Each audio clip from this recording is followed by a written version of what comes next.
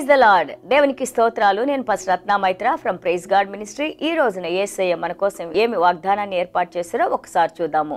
రోమీయులకు రాసిన పత్రిక 13వ అధ్యాయము 14వ వచనము. మెట్టుకు ప్రభు అయిన యేసుక్రీస్తును ధరించుకొనిన వారై శరీరేచ్ఛలను నెరవేర్చుకొనుటకు శరీర విషయమై ఆలోచన చేసుకొనకుడి. Romans chapter 13 verse 14. But put on the Lord Jesus Christ and make no provision for the flesh to fulfill its lusts.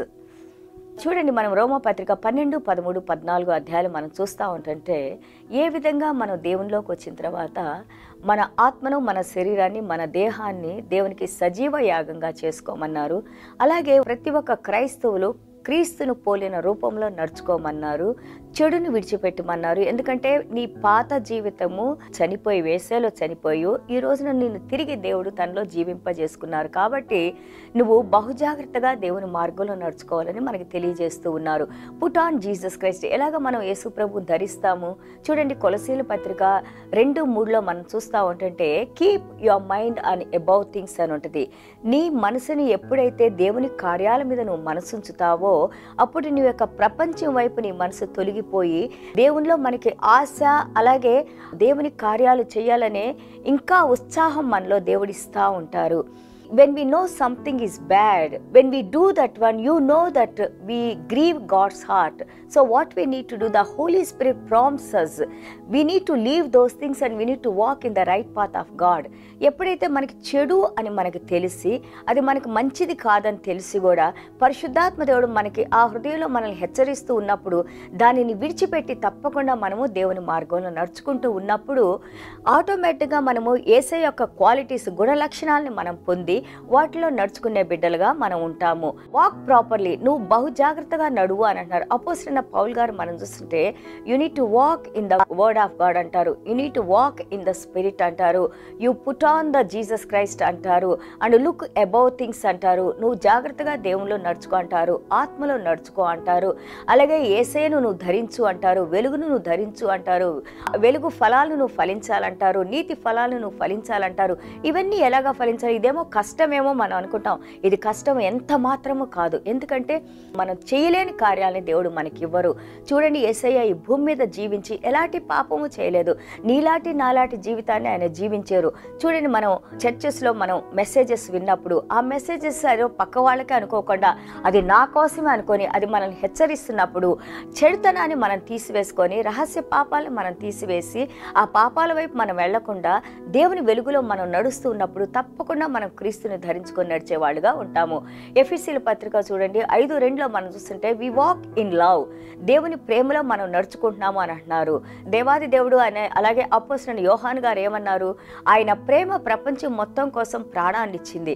అలాగే నీ పొరుగు వారి కోసం నువ్వు ప్రాణాలు ఇవ్వాల్సి వచ్చినా కానీ వెనక తీయొద్దు అని అంటారు. 1 యోహాను 3వ అధ్యాయంలో. ఎంత గొప్ప దేవుడో చూడండి. ప్రేమను పంచిపెట్టమన్నారు. ఎప్పుడైతే మనం ప్రేమను పంచిపెడతామో మనలో ఉన్న కోపము, ద్వేషము, పగ, కక్ష, కుట్రలు, దొంగతనము, అసూయ, చెడు స్వభావము, వ్యభిచారము, త్రాగుడు, జూదము, అలాగే మనం సిగరెట్ దాటి ఇవన్నీ కూడా ఒక్కోటి మనలో తొలగిపోతూ ఉంటాయి. ఎందుకంటే దేవుని ప్రేమను రుచి చూసిన వారు మళ్ళా సాతాను పనుల్లోకి మనము వెళ్ళము.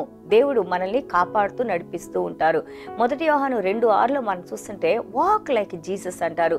దేవాది దేవుడు ఈ భూమి మీద ఎలాగ నడుచుకున్నారో, వాక్యంలో ఏం బోధిస్తున్నారో దాని ప్రకారం మనం నడుచుకోవాలి. ఎందుకంటే దేవుడు అన్నారు, యేసయ్య అన్నారు, మీ నీతి పరిసయ్యులు శాస్త్రుల కంటే ఎక్కువగా ఉంటేనే మీరు దేవుని రాజ్యంలో ప్రవేశిస్తారు అన్నారు. అంటే వేషధారణమైన ప్రేమ, వేషధారణమైన కార్యాలు, క్రియలు నీకు మంచిది కాదు అని చెబుతున్నారు. అలాగే 1 కొరింథీయులు 12:13 మనం చూస్తూ ఉంటుంటే ఇన్ క్రైస్ట్ మనం దేవునిలో తిరిగి జన్మించిన వారిగా ఉన్నాము. జన్మించిన వారిగా ఉన్నామంటే ఏంటి? ఆ పాతని తీసివేసి యేసయ్యలో మనం క్రొత్తగా ఉన్నాము అని అంటున్నారు. దేవునికి స్తోత్రాలు. His attitude, his walk, his lifestyle we need to imitate. Yesayya యొక్క ప్రవర్తన, యేసయ్య గుణాతిశయాలు, యేసయ్య స్వభావము, యేసయ్య యొక్క వ్యక్తిత్వము, క్యారెక్టర్ని మనము దాన్ని పోలి నడుచుకోవాలి అని అంటున్నారు. సో అలాగే ఎఫెసీయుల పత్రిక 4:13 మనం చూస్తూ ఉంటే God is in the business of growing saints. దేవుడు మనల్ని దేనికోసం పిలుచుకున్నారు? ఆయన మనల్ని ఇంకా పెంపొందింపజేసి మంచి మార్గంలో నడిపించి ఇది మనం ప్రపంచానికి నేర్పించడానికి దేవుడు మనల్ని ఎన్నుకున్నారు. So we need to reproduce people like us. మన పాత జీవితం కాకుండా మనం ఏ విధంగా మారు మనసు పొంది ఉన్నామో మనలాంటి వారిని మళ్ళీ తిరిగి మనము పుట్టిస్తూ ఉండాలి. అంటే సువార్త ద్వారా మనము వారిని ఇంక్రీజ్ చేసుకుంటూ ఉండాలి. Give no provision to flesh అంటున్నారు. శారీరకంగా ఏదైతే ఆ లగ్జరీస్ కోసమో ఆ యొక్క స్వలాభం కోసం చూస్తూ ఉందో దాన్ని మీరు విడిచిపెట్టండి. ఎందుకంటే అది మనల్ని పాపం ఎప్పుడు కూడా అది మరణం వైపు మనల్ని లాగుతూ ఉంటుంది. జీవం ఎప్పుడు కూడా నిత్య జీవం దేవునిలోకి అది మనల్ని తీసుకొని వెళ్తూ ఉంటుంది.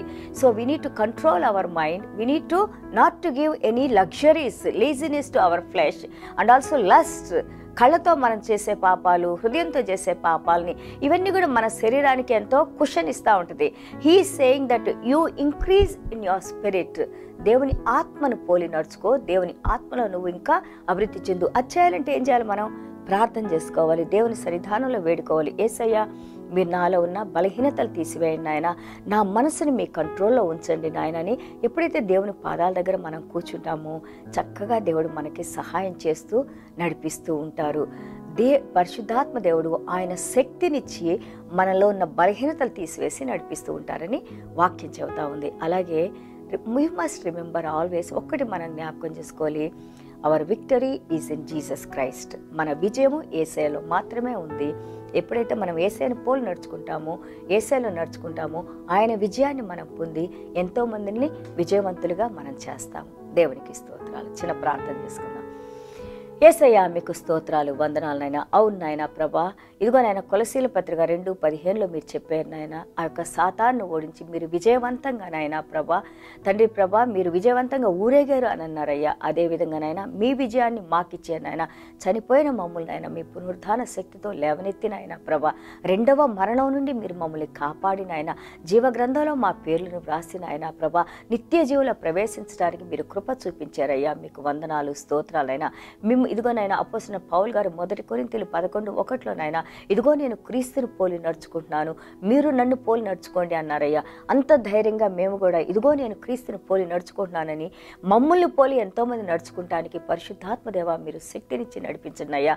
వాక్యం విన్న ప్రతి బిడ్డ నాయన, ఇది కష్టమైంది కాదు నాయన, ఇది ఎంతో సులువైంది నాయన ప్రభా. ఒక్కసారి మీ హృదయాన్ని మేము తెలుసుకుంటే నాయన, మీ వాక్యాన్ని రుచి చూస్తే నాయన ప్రభా, మిమ్మల్ని ఎప్పటికీ కూడా మేము విడిచిపెట్టలేవు నాయన. ఎందుకంటే మీరే మా ప్రాణం నాయన ప్రభా. యేసయ్య, విన్న ప్రతి ఒక్క బిడ్డకి మీ శక్తిని వారికి ఇచ్చిన ఆయన, మీ పునరుద్ధాన శక్తిని వారి మీద కృమ్మరించిన ఆయన, మీ పరిశుద్ధ ఆత్మను వారికి ఇచ్చిన ఆయన, అలాగే మీ ఏడంతల ఆత్మను వారి మీద కృమ్మరించిన ఆయన, మీ పరిశుద్ధ రక్తాన్ని వారి మీద కృమ్మరించిన ఆయన, మా చుట్టూ మీ కంచునించిన ఆయన ప్రభా. మేము ఏ పని చేసినా కానీ మీ నామానికే మహిమ తెచ్చుకోమని యేసయ్య నామములో వేడుకుంటున్నాం తండ్రి. Amen. God bless you all.